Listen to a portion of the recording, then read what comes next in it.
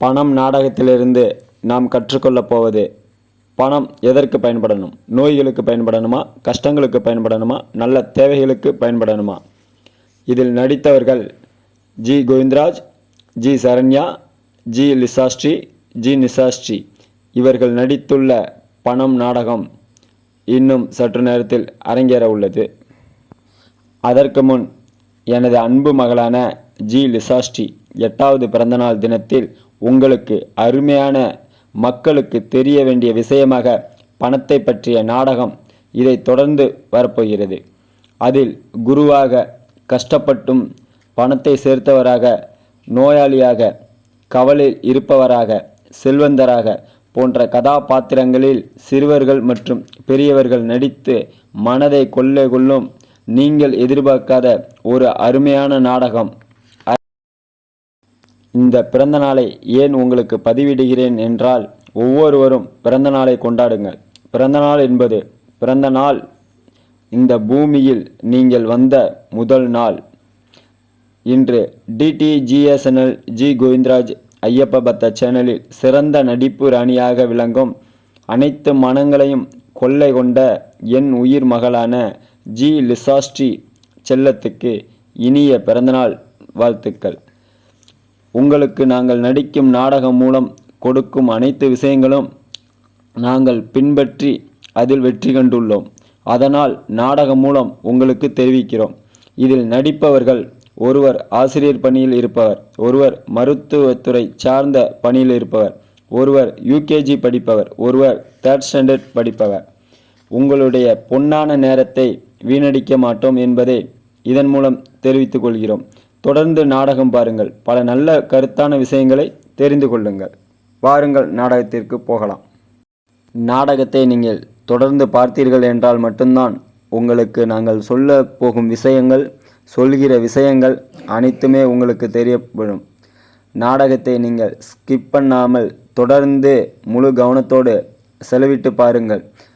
நீங்கள் செலவிடும் ஒவ்வொரு வினாடியும், ஒவ்வொரு மணித்துளியும் உங்களுடைய பொன்னான நேரம் என்பதை நாங்கள் மறக்க மாட்டோம். அதனால் உங்கள் பொன்னான நேரத்திற்கு தகுந்தால் போல் நாங்கள் நாடகம் என்ற பெயரில் அருமையான ஒரு தலைப்பாக பணம் நாடகம் அரங்கேறுகிறது. வாருங்கள், நாடகத்திற்குள் போகலாம். குரு தியானத்தில் இருக்கும்போது ஒருத்தவங்க வர்றாங்க, குருவை பார்க்க போகிறாங்க. அவங்க ஏதோ கேட்குறாங்க. வாங்க, என்ன கேட்குறாங்கன்னு பார்ப்போம். குருவே, நான் சிக்கனமாக இருக்கிறேன். எவ்வளவுதான் அரும்பாடுபட்டு பணத்தை சேர்த்தாலும் எனக்கு உருப்படியாக பணம் பயன்பட மாட்டேங்கிறது. தேவையில்லாமல் பணம் செலவாகிறது. நான் பணத்தை உருப்படியாக செலவு பண்ண வழி சொல்லுங்கள் குருவே. ஓ, அப்படியா? இதற்கான பதிலை நான் என் வாயால் சொல்வதை விட செயலில் நடந்ததை பார்த்து தெரிந்து கொள். சற்று நேரம் பொறுங்கள். என்னிடம் 3 நபர்கள் வருவார்கள். ஒருத்தர் மிகவும் நோயால் கஷ்டப்படுபவர், இன்னொருவர் ரொம்ப கவலையில் இருப்பவர், 3வது நபர் ரொம்ப ஆரோக்கியமான மகிழ்ச்சியான மனிதர். இவர்களிடம் நீ கேட்ட கேள்வியை நான் கேட்கிறேன். அதிலிருந்து உன் கேள்விக்கு பதில் தெரிந்துவிடும். சற்று பொறுமையாக இரு. ஒருவர் வருகிறார், குரு கேட்கப் போகிறார். என்ன சொல்ல போகிறான் என்று பார்ப்போம். வணக்கம். நம்மெல்லாம் எதுக்காண்டி பணம் சம்பாதிக்கிறோம்? கொஞ்சம் சொல்லுங்க பார்ப்போம். இந்த அரைஜான் வயிற்று உணவுக்கு தான் சாமி. இந்த அரைஜான் வயிற்று உணவுக்கு தான் என்றால் அதை மீறி நான் பணம் சம்பாதிக்கிறோம். எதுக்காண்டி பணம் சம்பாதிக்கிறோம் சொல்லுங்க பார்ப்போம். நல்லா இருக்கும்போது பிரச்சனை இல்லை. வயதான காலத்தில் நோய் வந்தது என்றால் காசு பணம் தான் நம்மளை காப்பாற்றும். அதனால தான் நம்ம பணத்தை சம்பாதிக்கிறோம். போயிட்டு வரேன் சாமி.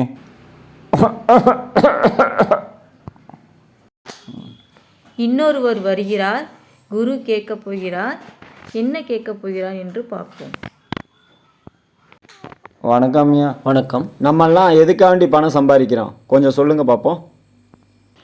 இந்த அரைஜான் வயிற்று உணவுக்கு தாயா பணத்தை சேர்க்குறோம். இந்த அரைஜான் வயிற்று உணவுக்கு தான் என்றால் அதை மீறி நம்ம பணம் சம்பாதிக்கிறோம். எதுக்காண்டி பணம் சம்பாதிக்கிறோம் கொஞ்சம் சொல்லுங்க பார்ப்போம். நம்ம வாழ்க்கையில் எது எப்போ நடக்கும்னு தெரியாது. நிலை இல்லாத வாழ்க்கை வாழ்கிறோம். திடீரென்று ஏதாவது பிரச்சனை வந்தால், ஒருவேளை கடனோ பிரச்சனையோ வந்தால் சமாளிக்க பணம் வேணும் இல்லையா? அதான் பணத்தை நம்ம சேர்க்குறோம். வரையா. குரு சொன்ன மாதிரி 3வது ஆள் வராங்க. அவர் என்ன பணத்தை பற்றி பேச போகிறாங்கன்னு பார்ப்போம். வணக்கம் குருவே. வணக்கம். நம்மெல்லாம் எதுக்காண்டி பணம் சம்பாதிக்கிறோம், கொஞ்சம் சொல்லுங்க பார்ப்போம். இந்த அரைஜான் வயிற்று உணவுக்கு தான் நம்ம பணம் சேர்க்குறோம்.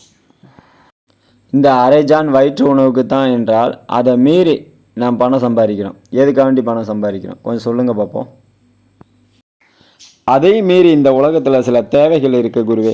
நம்ம வாழ்கிற வீடு, நம்ம உடுத்த ஆடைகள், நம்ம குழந்தைகளுக்கு நம்ம செய்யும் கடமைகள், நம்ம குடும்பத்துக்கு நம்ம செய்ய வேண்டிய கடமைகள், தான தர்மங்கள் செய்தல், இதையும் மீறி இன்னும் எவ்வளவோ இருக்குது. இதெல்லாம் சேர்ந்தது தான் வாழ்க்கை குரு. அந்த வாழ்க்கையை நன்றாக வாழ எவ்வளவோ கஷ்டப்பட்டு உழைச்சி பணத்தை சம்பாதிச்சு அந்த அரைஜான் வைத்து உணவைக்கும் வச்சுக்கிட்டு மீதி பணத்தை அதற்கு மேலே உள்ள வாழ்க்கைக்காண்டியும் பணத்தை சேர்த்து வைக்கிறோம் குருவே. சென்று வருகிறேன் குருவே. இங்கு வந்த 3 பேரை நாம் பார்த்தோம்.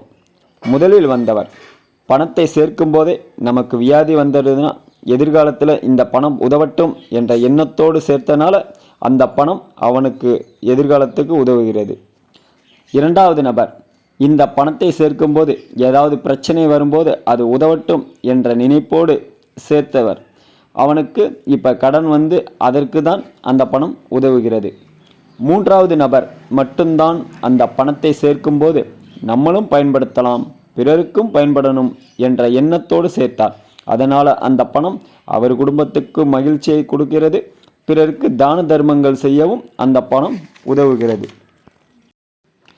இப்போ நீ நல்ல கஷ்டப்பட்டு சிக்கனமாக இருந்து உன் புத்தியை பயன்படுத்தி பணத்தை சேர்த்தது அந்த பணம் தேவையில்லாமல் செலவாகிறது என்றால் நீ உழைக்கும் போதும் பணம் சேர்க்கும் போதும் உன் எண்ணத்தில் நல்ல கவனமாக இருக்கணும்.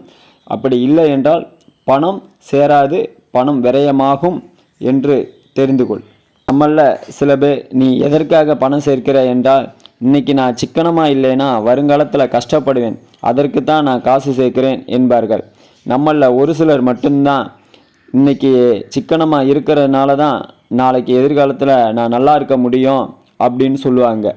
இனி பணம் சேர்க்கும்போது இந்த பணம் என் வருங்காலத்துக்கு நல்ல விஷயத்துக்கு பயன்படணும், என் வருங்கால முன்னேற்றத்துக்கு பயன்படணும் என்ற எண்ணங்களோடு பணம் சேர்த்து செல்வ வளத்தை பெருக்குங்க.